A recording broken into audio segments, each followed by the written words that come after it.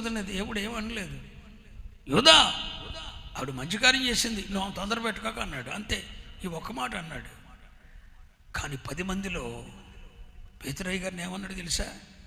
సాతానా వెనక్కిపో అన్నాడు. ఇద్దరిలో ఏ మాట డేంజర్, ఏ మాట కఠినం ఉంది చెప్పండి? యోధా ఈ మంచి కార్యం చేసింది, నువ్వు అడ్డగించొద్దని చెప్పడం తప్ప 10 మందిలో యేసయ్య సైతానా అని అడిగాడు. ఎవరిని? పేతురయ్య గారిని. సైతానా వెనక్కిపో అన్నాడు. ఇద్దరిలో ఎవరిని ఎక్కువగా అన్నట్టు చెప్పండి? పేతురయ్య గారిని అన్నాడు.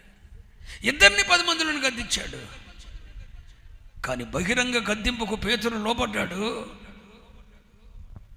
బహిరంగ గద్దింపుకు యేసయ్య మీద పేతురు, యోధా బహిరంగ గద్దింపుకు యోధా, ఇస్కరియోతు యోధా యేసయ్య మీద తిరుగుబాటు చేశాడు. దేవుని వాక్యములో ఒక గద్దింపు వచ్చినప్పుడు దైవ సేవకుడు ఒక గద్దింపు, అసలు ఎందుకు గద్దిస్తాడు దైవజనుడు? ఏం పని నాకు తెలియగలుగుతున్నా, నేను ఎందుకు గద్దించాలి? దైవజనుడు ఎప్పుడైనా నేను గద్దించాడంటే అర్థం ఏంటంటే ఎక్కడో నువ్వు తప్పిపోతున్నావు అని అర్థం.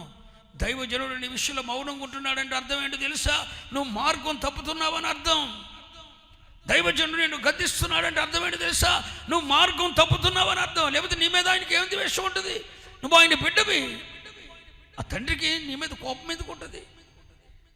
దైవజనుడు మౌనంగా ఉన్నాడు, గద్దిస్తున్నాడు, వాక్యం ద్వారా లేఖనం ద్వారా గద్దిస్తున్నాడు అంటే అర్థం ఏంటో తెలుసా? నువ్వు మార్గం తప్పుతున్నావు అని అర్థం. తప్పటం వల్ల ఆయనకు వచ్చే నష్టం ఏమీ లేదు, నువ్వే పాడైపోతావు. నువ్వు పాడవకూడదన్న ఉద్దేశంతో, నీ బిడ్డలు శాపగ్రస్తులు అవ్వకూడదన్న ఉద్దేశంతో దైవజనుడు నిన్ను కన్న తండ్రి లేదా నీ ఆత్మీయ తండ్రి, నీకు చదువు నేర్పే గురువు నిన్ను గద్దించినప్పుడు ఆ గద్దింపునకు నువ్వు లోపడకపోతే విశ్వాసము నుండి, భక్తి నుండి, సమర్పణ నుండి, వైరాగ్యం నుండి, దేవునితో నువ్వు చేసుకున్న నిబంధన నుండి నువ్వు తప్పిపోతావు. ఇప్పుడు ఇస్కరియోతు యోధ తప్పిపోవగల కారణం ఏంటంటే గద్దింపునకు ఆయన లోపడలేదు. గద్దింపు విని తిరుగుడి అని బైబిల్లో ఉంది.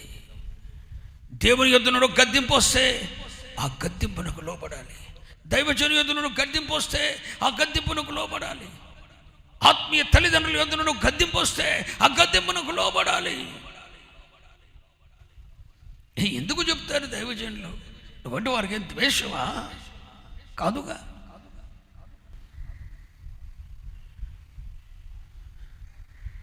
గద్దింపునకు లోబడలేదు ఇస్కరియోతు యోధ.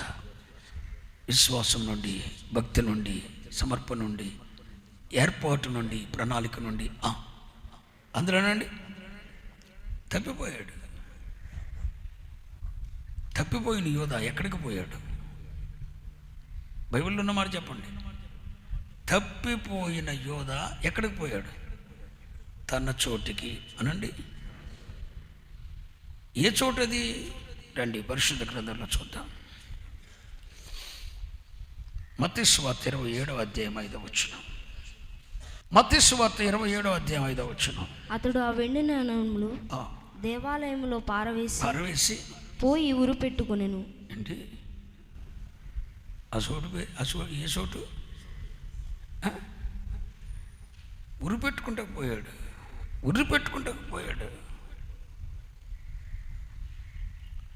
ఆ చోటుకి పెట్టబడిన పేరేంటి తెలుసా? అకెల్దమా అంటే రక్తపు భూమి. ఇదే అధ్యాయంలో ఉంటుంది. 19వ వచనం, అపుస్తల కార్యాలు 1వ అధ్యాయం 19వ వచనం. 17వ వచనం చదువులేనా? అతడు మనలో ఒకడుగా ఎంచబడిన వాడు ఈ పరిచర్యలో పాలు పొందెను. ఈ యోధ ద్రోహము వలన సంపాదించిన రూకలనిచ్చి ఒక పొలము కొనెను. హలో, అడ్డంగా సంపాదించిన దాంతో ఏం కొంటకెళ్ళాడు? యోధ తప్పిపోయాడు.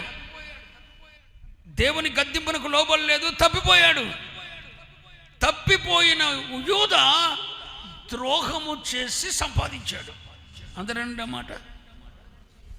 తప్పిపోయినాడు ఏం చేశాడు? ద్రోహం చేసి సంపాదించాడు. విశ్వాసం నుండి తప్పిపోయింది ఏం చేస్తుంది? ఒళ్ళమ్ముకొని సంపాదిస్తుంది. భక్తి నుండి తప్పిపోయినాడు ఏం చేస్తాడు? అక్రమంగా సంపాదిస్తాడు. ఆదివారం దినం కూడా సంపాదిస్తాడు. పునరుద్ధాన దినం, విశ్రాంతి దినం, అది నువ్వు దేవుని సన్నిధిలో గడపలసిన దినం. ఆ రోజున కూడా వ్యాపారం చేస్తావు, ద్రోహం చేసి సంపాదిస్తావు, అక్రమం చేసి సంపాదిస్తావు. ఎందుకంటే తప్పిపోయావు కనుక. దేవుడు లేదు, భక్తి లేదు.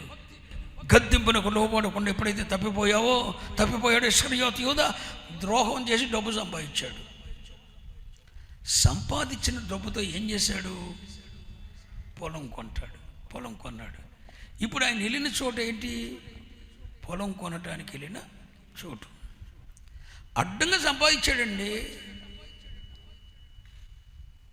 10 మంది అడ్డం పెట్టుకొని, లేకపోతే అధికారాన్ని అడ్డం పెట్టుకొని, లేకపోతే తన జ్ఞానాన్ని అడ్డం పెట్టుకొని ద్రోహము వలన సంపాదించాడు.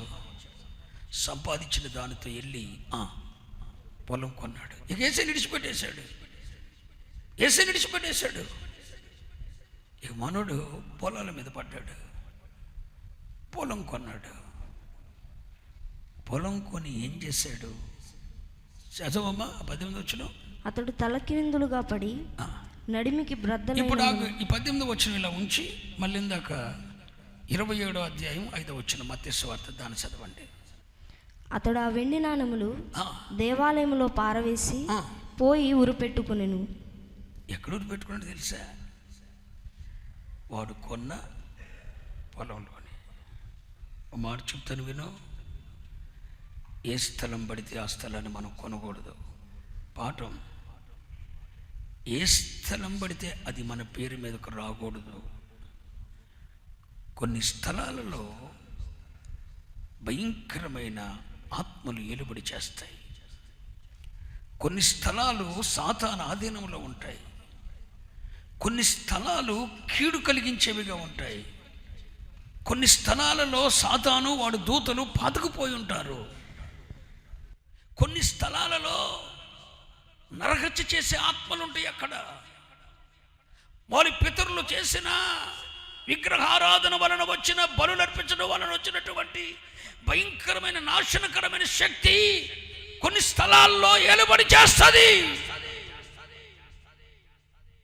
ప్రతి స్థలాన్ని మనం కొనకూడదు. దేవుడు మనకిచ్చిన దానిని దేవుని చిత్తం లేకుండా అమ్మనూకూడదు. దేవుడే ఇచ్చాడు అనుకోండి ఒక దాన్ని, దేవునిని సంప్రదించకుండా దాన్ని నమ్మకూడదు. దేవుని సంకల్పం లేకుండా కొనకూడదు. ఎట్టకేలకు ఇక ఏసై విడిచిపెట్టేశాడు. మనోడు ద్రోహం చేశాడు, అక్రంగా డబ్బు సంపాదించాడు, పొలం కొనాలని వెళ్ళాడు, బేరం ఆడాడు. తాను కొన్న పొలం అక్కడే వెళ్ళి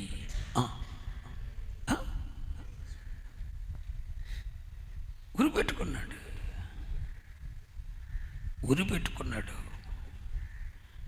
విచిత్రం ఏంటో తెలుసా? ఉరిపెట్టుకున్నాడని మత్తయి సువార్త 26వ అధ్యాయం రాస్తే, అపొస్తలుల కార్యాలు 1వ అధ్యాయం 18వ వచనం అంటది, ఈ యూదా ద్రోహం వల్ల సంపాదించిన రూకలనిచ్చి ఒక పొలము కొనెను.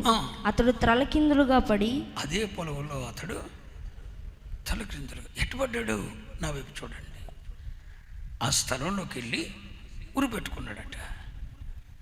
ఉరిపెట్టుకున్న తర్వాత అతన్ని చూసిన దిక్కు కూడా లేదు.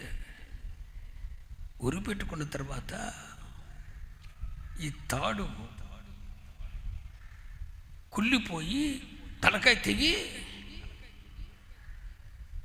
ఈ బాడీ మాత్రం కింద పడి ఇట్ట నడిమికి బంతలై 2 భాగాలు అయిపోయి పొట్టలో పేగులన్నీ బయటకు వచ్చి, చదువన్నమాట, నడిమికి బద్దలై అతని పేగులన్నీ బయటికి వచ్చాను. ఒక అపొస్తలుడు సావవలసిన సావిదేనా?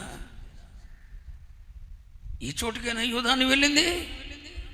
యేసయ్యని విడిచిపెట్టి, భక్తిని విడిచిపెట్టి, యథార్థతను విడిచిపెట్టి, తప్పిపోయి ద్రోహం చేసి సంపాదించి నువ్వు వెళ్ళిన చోటు ఏ చోటు? యూదా.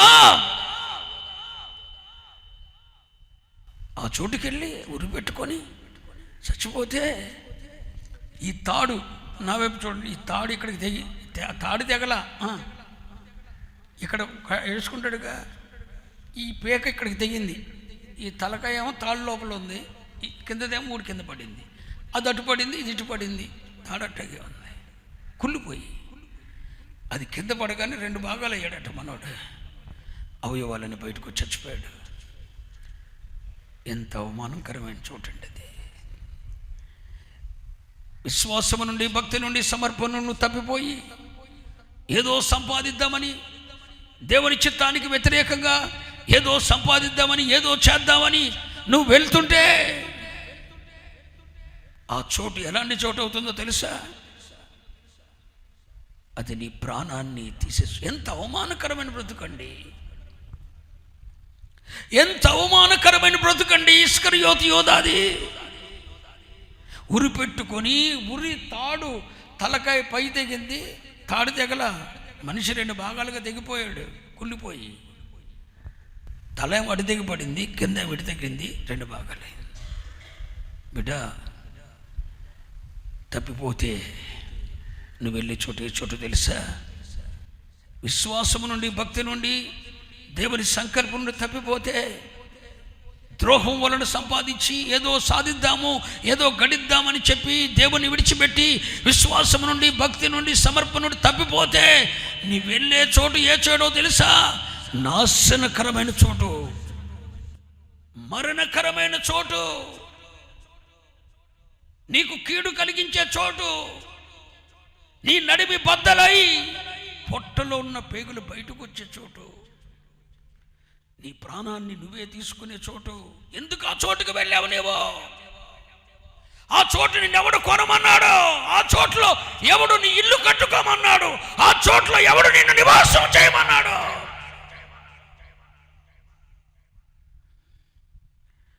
ఆ చోటు ఎంత భయంకరమైంది యోధా! నువ్వు కొన్న చోటు నీ ప్రాణాన్ని తీసింది యోధా. ద్రోహము చేసి, అక్రమం చేసి, అన్యాయం చేసి, దేవుని నుండి తప్పిపోయి, విశ్వాసం నుండి తప్పిపోయి, భక్తి నుండి తప్పిపోయి, యథార్థత నుండి తప్పిపోయి నువ్వు సంపాదించిన చోటు నీ ప్రాణాన్ని తీసింది యోధా.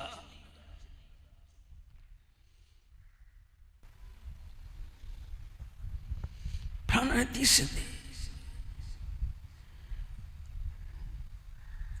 ఉరి పెట్టుకున్నాడని మత్తయి రాశాడు. ఉరి పెట్టుకున్న తర్వాత జరిగింది ఏంటో అపోస్తల కార్యాల్లో లూకా రాస్తున్నాడు. ఉరి పెట్టుకున్న తర్వాత 2 భాగాలు అయ్యాడు. ఈ తాడు ఉంది చూశారు, పై భాగం తలకాయని తెప్పింది, కింద ఊడిపడ్డాడు, 2 భాగాలు అయిపోయాడు. పొట్టల పేగులు బయటకు వచ్చినాయి.